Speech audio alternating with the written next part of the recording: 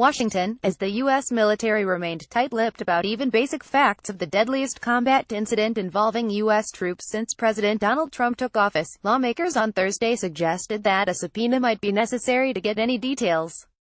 The October 4th ambush of U.S. troops in Niger, which left 4 U.S. Army Green Berets dead, gained new attention this week after Trump told the young mother, widowed by the attack, that her husband knew what he signed up for, but contradictory accounts from officials suggest that the U.S. military did not know what it was sending its troops into and raised questions about why the U.S. troops had acted on limited intelligence and had no plan in place in case what has been called a routine training patrol went bad.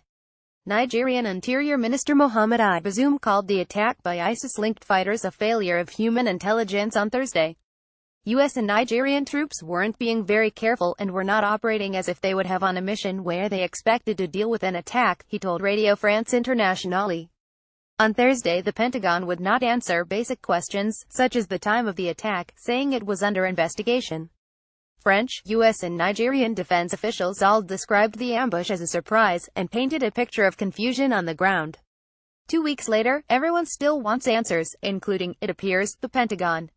Secretary of Defense Jim Mattis is reportedly dismayed at the lack of detailed information on what happened. U.S. Africa Command has launched the initial stages of a formal investigation into the ambush, a Pentagon official confirmed to BuzzFeed News. U.S. officials have given sometimes contradictory answers about what happened, who evacuated the dead and injured troops, and why a 4th soldier was left behind, his body not recovered until 48 hours later. Sounding exasperated, Mattis on Thursday said U.S. military leaders like to know what we're talking about before we talk. We don't have all the accurate information yet. Similarly, the Pentagon's chief spokeswoman Dana White repeatedly insisted the military will be transparent when we know exactly what happened. Armed Services Committee Chairman Sen. John McCain of Arizona said he was disappointed in the Pentagon's opaque response and that he has conveyed that to Mattis. I'd like to hear them say that they're going to tell the Congress and the American people exactly what happened and why we weren't told about it before, he told reporters on Capitol Hill on Thursday. The 12-man team from the Army's 3rd Special Forces Group and roughly 30 Nigerian soldiers were near the village of Tongo, just miles from the Mali border, when the attack occurred. They were in unarmored vehicles on what was initially thought to be a low-risk mission, a meeting of village elders for what the military calls KLE, or Key Leadership Engagement. It was not meant to be an engagement with the enemy, AFRICOM spokesman Colonel Mark Cheadle told reporters on October 6. The threats at the time were deemed to be unlikely, so there was no overhead armed air cover during the engagement. The group had done 29 patrols in the previous 6 months without contact with militants, Pentagon officials said. French and Nigerian officials have provided a few details about what happened during the ambush. The group was attacked by about 50 fighters, aboard a dozen vehicles and about 20 motorcycles, according to Niger's Army Chief of Staff. The militants fired on the U.S. and Nigerian troops with machine guns and rocket-propelled grenades, according to that account. French forces in the region were called on to respond with aerial support, but it took 30 minutes for Mirage fighter bombers to arrive at the scene.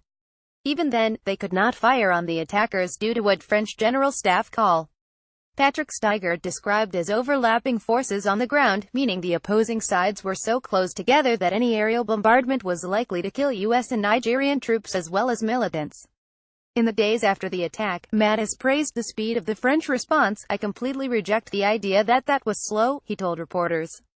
The U.S. military believes the ambush was likely carried out by an ISIS affiliate called ISIS in the Greater Sahara, or ISISGS, one of several affiliates operating in the region.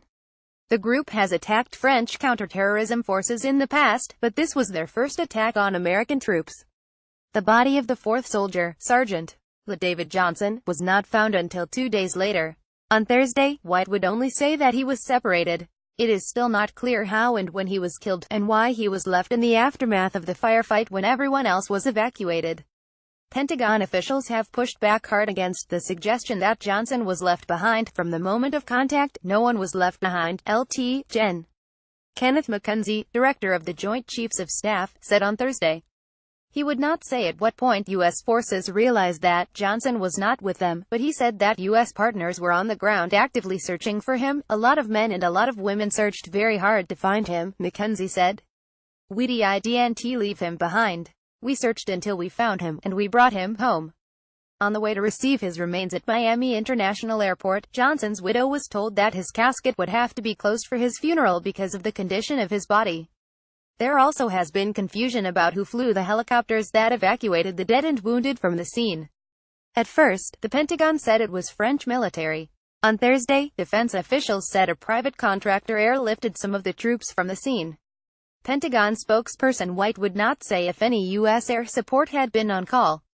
In the days after the attack, Pentagon officials tried to put the best light on the mission, calling it tragic but also illustrative of the general success of the campaign. I would say that what was actually very positive about it was the fact that they were able to have close air support overhead, about 30 minutes after first contact, which is pretty impressive, McKenzie said. 4 Nigerian troops were also killed in the attack, and 8 more were injured. U.S. Army Green Berets were among hundreds who attended the memorial in the capital of Niamey, and the country declared 3 days of national mourning. The U.S. military has been in Niger since 2013, and currently has around 800 troops in the country, according to the Pentagon. The U.S. has expanded its reach in the area in recent years, building a $100 million base for surveillance drones in Agadez, in central Niger. Emma Loop contributed.